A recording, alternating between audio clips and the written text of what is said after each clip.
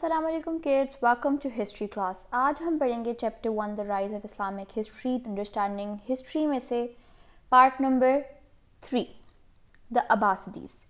अब्बासिदीज़ की हुकूमत उमाइद्स के बाद आई. 750 से 1258 तक रही इनकी हुकूमत. The Abbasides moved their government to Iraq where they found the city of Baghdad which became the capital. अब्बासिदीज़ ने अपनी गवर्नमेंट को मूव कर दिया इराक़ में और जहां उनको एक शहर मिला बागदाद जिसको उन्होंने अपना कैपिटल बना दिया.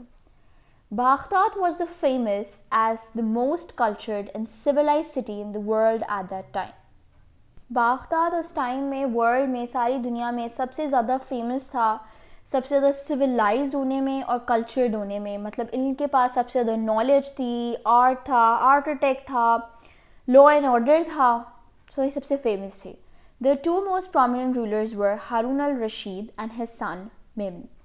उनके दो रूलर्स, दो लीडर्स, दो हुक्मरान ऐसे थे जो सबसे ज़्यादा फेमस थे, जो कि थे हारून अल-रशीद और उसका बेटा मेमन. ये आपने अच्छे से याद कर लेना है.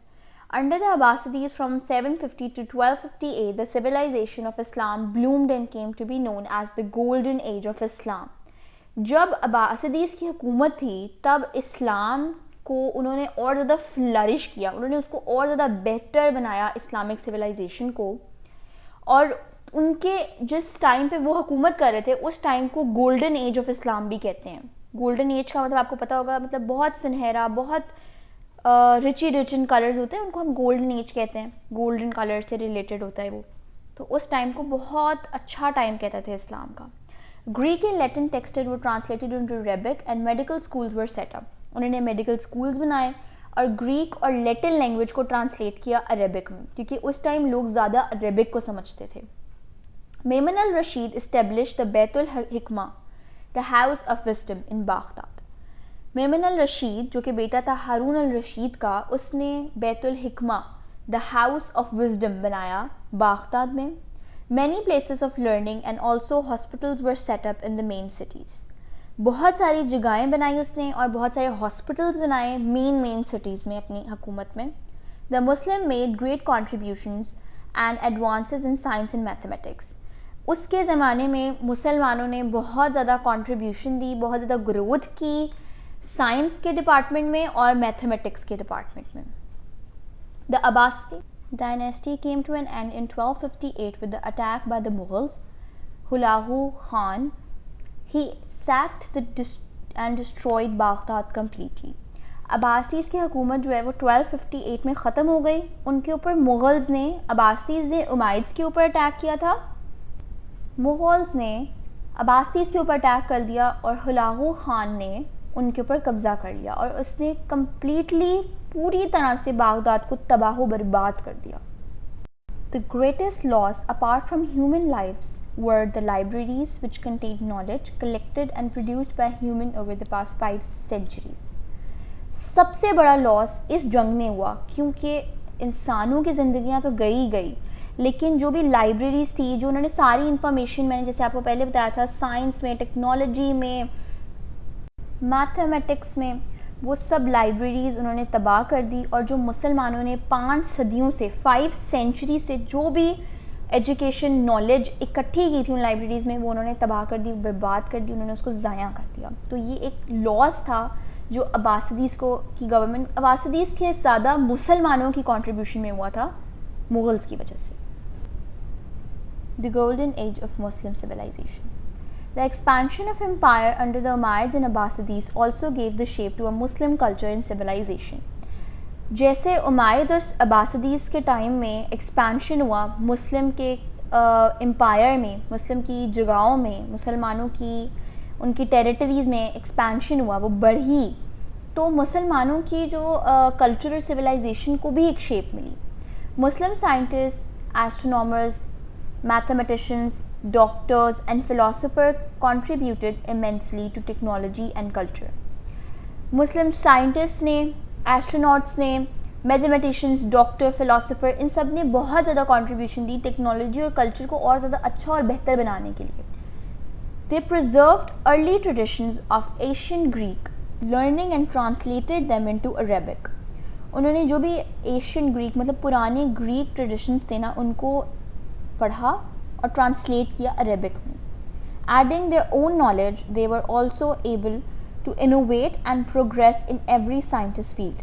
उन्होंने अपनी नॉलेज इस्तेमाल की, पुरानी ग्रीक नॉलेज इस्तेमाल की और उन्होंने और बेहतर बनाया, इनोवेट किया और प्रोग्रेस लाई और ग्रोथ लाए साइंटिफिक फील्ड्स में, जो जैसे साइंटिफिक एक्सपेरिमेंट्स होते हैं. This development of learning is also linked to geography as Muslim merchants began to travel a known world for trading goods and took their fate to other lands.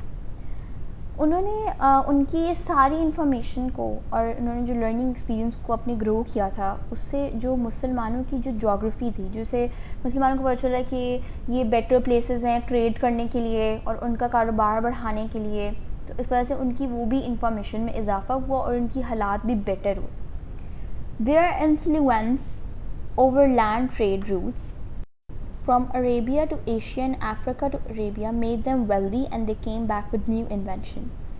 जो इन सब की वजह से उनका जो ट्रेडिंग बढ़ी उनकी अरेबिया से एशिया तक, अफ्रीका से अरेबिया तक, उसने इनको और ज़्यादा अमीर बनाया और इन्होंने नई इन्वेंशंस की, नई चीज़ें ईजाद की.